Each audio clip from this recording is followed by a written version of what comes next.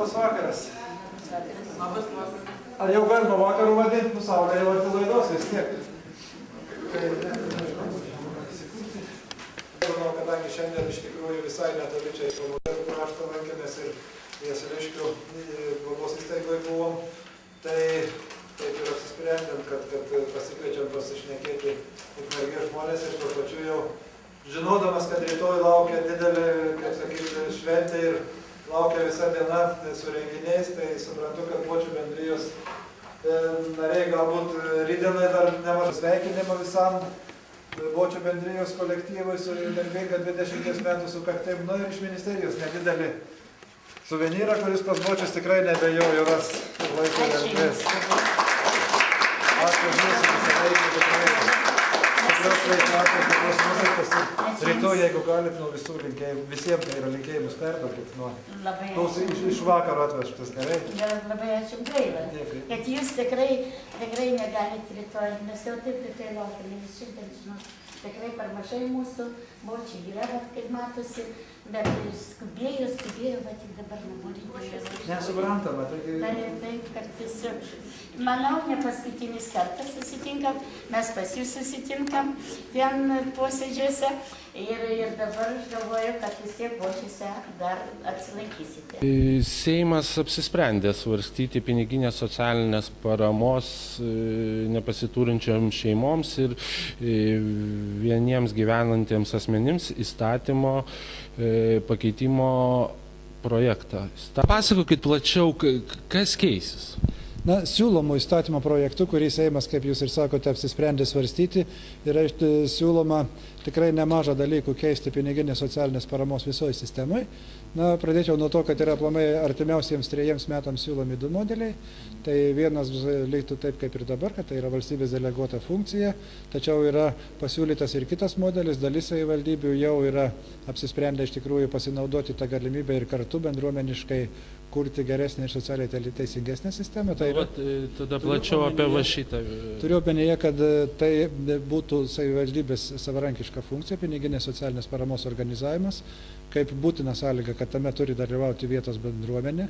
Tai yra kartu, paprastai gyvenimiškai šnekant, kartu su kaimynais, jau savivaldybės tarybos nustatyta tvarka, seniūnai, seniūnaičiai turėtų nuspręsti, kaip panaudoti viešuosius finansus, kurie tokiu atveju jau yra savivaldybės biudžeto pinigai, kaip panaudoti ir juos organizuojant piniginę socialinę paramą.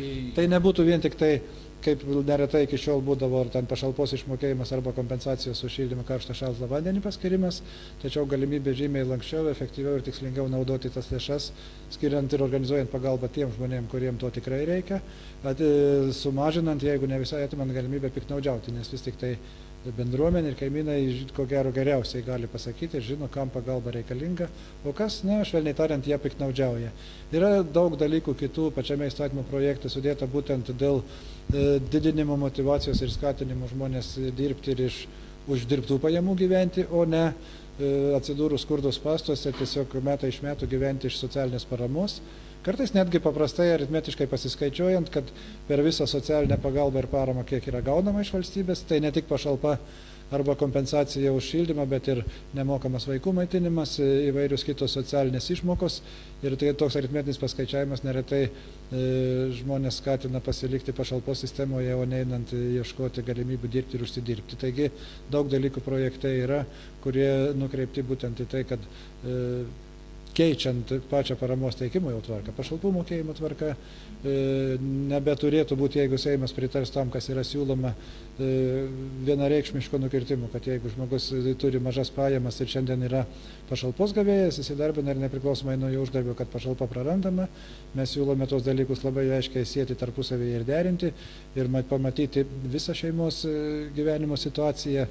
Toliau dalykai, kurie yra siūlomi pačiame įstatymo projekte, tai vėlgi didinant procentą tarp valstybės remiamų pajamų ir pašalpos šiuo metu, nepriklausomai nuo to, kiek paramos gavėjų gyvena kartu, skaičiuojama taip, kad yra skiriama socialinė pašalpa 90% tarp valstybės remiamų pajamų ir gaunamų pajamų to skirtumo. Tai maksimali pašalpa yra 315 litų, nes valstybės remiamos pajamos šiuo metu yra 350 litų, tai vėlgi įstatymė yra siūloma daugiau pagalbos numatyti tiek kompensuojant už šildymą, tiek ir per piniginę paramą vieniem gyvenantiem asmenims, sakysim, vėlgi 2 garbaus amžiaus žmonės, kurie gaudavo arba gauna kompensacijas už šildymą ir dėja likimas yra toks, kad neretai tenka pasilikti vienam sutuoktiniui išėjus anapilin, ypač garbaus amžiaus žmonėm, o apšildyti vis tiek tą butelį reikia.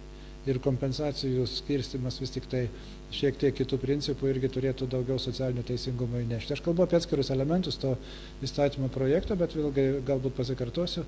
Esminis momentas yra, kad galimybė savivaldybėm pačiom imtis ir iš tikrųjų atsakingai pilietiškai organizuoti. Ukmergė yra kaip Ukmergė? Ukmergė tokio noro nėra pareiškusi ir tarp tų savivaldybių, kurios, mes jas vadiname pilotinėmis, iš tikrųjų nefigūruoja.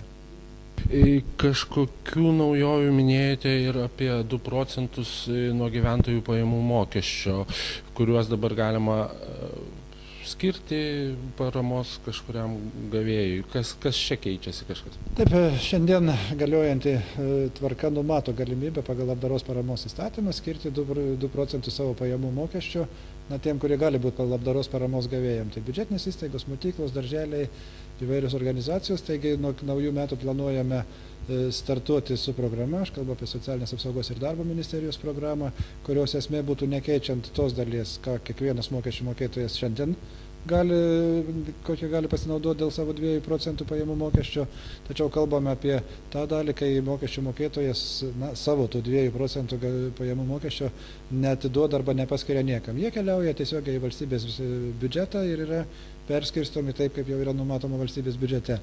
Mūsų programos esmė yra ta, kad konkretaus mokesčių mokėtojo, tie 2 procentai gyventojų pajamų mokesčio, tų atveju, jeigu jisai jų niekam nepadovanoja, jie atkeliauja į tą gyvenamąją vietovę, kurioje mokesčių mokėtojas gyvena ir dalyvaujant bendruomeniai, būtent bendruomenės sprendimai ir nulems, kaip savivaldybė su seniūnija tas lėšas panaudos. Kitaip sakant, bendruomenės įtaka ir sprendimai dėl šitų lėšų bus lemiantys, o realizuoti turės savivaldybės.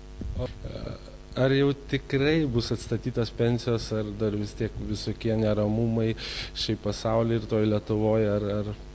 Žinot, į klausimą, ar tikrai galėčiau atsakyti, kad tai jau bus faktas tada, kai Seimas baigs svarstymą ir balsuodamas apsispręs ir patvirtins Sodros biudžetą, kadangi Sodros biudžetas ir yra tas biudžetas, iš kurio mokamos senatvės ir netekto darbingumo pensijos. Seimui priėmus įstatymą, jį pasirašo valstybės vadovė, prezidentė ir jisai paskelbiamas valstybės žiniuose. Taigi, kai tie dalykai bus įvykę, tai tada galėsime tvirtai pasakyti, kad taip, tai yra faktas. Na, o faktas tai nuo sausio 1 dienos. Tikėkime, kad taip ir bus. Taip, į tą lygį, kuris buvo iki krizinis, tai yra iki sumažinimo. Taip. Visiems senatvės pensininkams.